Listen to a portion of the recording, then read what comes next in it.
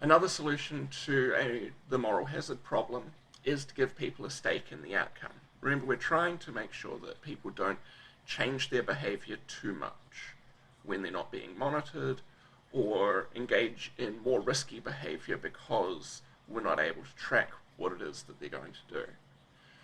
If you're renting a house out to someone, for example, you would like them to take care of that house, but you're not around all the time to see if they're taking care of it. One way that you can give your renters a stake in the outcome, some skin in the game if you like, is to make them pay a security deposit. Then you threaten not to give that security deposit back if they damage the house.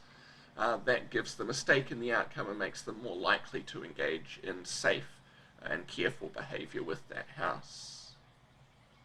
Co-pays and co-insurance work in a similar way. They make it so that you bear some of the cost of your healthcare, and this dissuades you from over-consuming that healthcare. A third example here is that of pay for performance, where we could pay people related to how much or the quality of the work that they perform. One problem with this is that it's really hard to track everything that people do and pay for all of those things that we actually want them to do. Let me use college professors again as an example. Here at Ashland University, we get extra pay for teaching extra classes, but we don't get extra pay for publishing research papers. Now, both of those are things that we're required to do, but one of them pays extra and one of them doesn't. So perhaps it wouldn't be surprising that many of the professors choose to teach extra classes instead of doing research, because teaching extra classes is paid while research is not.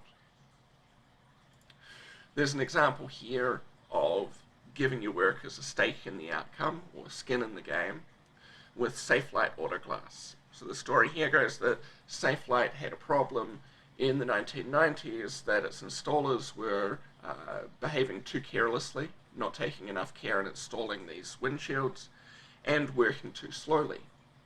And so they switched from giving hourly wages, which reward attendance, to piece rate pay, which rewards doing the job, which rewards actual performance of job activities.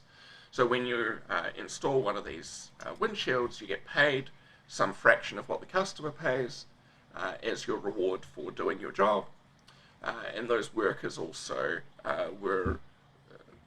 had their quality controlled by a punishment for doing a bad job. If they did a bad job and the windshield install failed, then the worker themselves would have to fix that problem.